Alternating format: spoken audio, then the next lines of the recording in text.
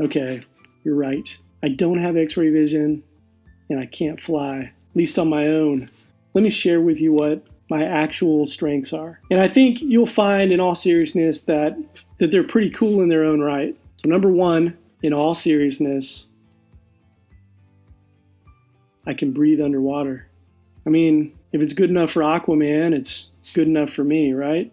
Again, I mean, who would have thought that was like a superpower, Just hanging out all day underneath the water in the pool, and, the lifeguards are like swimming down and trying to save me, and I'm like down there like, nah, dude, I'm cool, man, because I can breathe underwater. I never really thought of that as like a power, but I guess it is. All right, you caught me. I really am going to tell you my top 5 now, because it's getting to the point where it's not even funny anymore, just kind of dragging on. Here they are. Seriously. I'll be really interested to hear what yours are if you take this assessment. And you should. Even if you have a strength as number 34 on this list, it means you have the ability to do it. It's just not going to be so easy for you that you don't even realize you're doing it. So that's what the top 5 strengths revealed to you in this assessment fish out. Those qualities that you don't even think about. My top 5, starting with number 1, are positivity. More than likely, a person with positivity is going to raise the productivity of a team. In fact, the 2 strengths out of those 34 that do that more effectively than any other are positivity and competition. But positivity is one that can pull people up out of dire circumstances. The way I use that in my business, and I use it combined with the other 4, is in the middle of a transaction. If we have obstacles we need to overcome, or negotiations, if we have struggles getting both parties to agree to terms, it's very easy for me to keep the morale, so to speak, to keep people moving forward in the midst of hardship.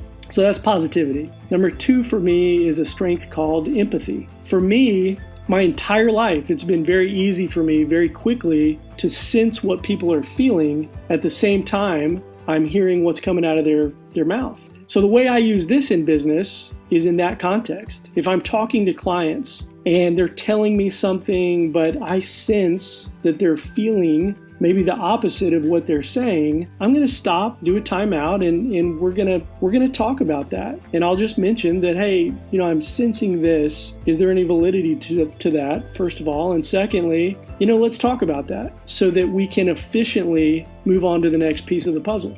Strength number 3 for me, and this actually sounds like a superpower when you say it, is called maximizer. It's kind of cool. So maximizer, the way this shows up is kind of the mindset that taking something that's below average up to status quo takes a lot of time and a lot of energy to do. And there's not a lot of desire, want, or need in the perception of a person with maximizer. What they want to do is they want to take something that's good and they want to make it excellent. They want to make it great. The way it shows up for me, and again, these are all mixed together, but the way it shows up for me in business is with the processes and the systems that we have within our brokerage. When we first became an independent brokerage, I was one of 6 equal owners in the company. We as a group honed systems that we had already created and some that were already created before we came together as a group to leverage the things that we're not necessarily great at. For me, having 3 administrative assistants around me for every transaction, a listing coordinator, a transaction coordinator, and an office manager and marketing specialist, allow me to not worry about the details,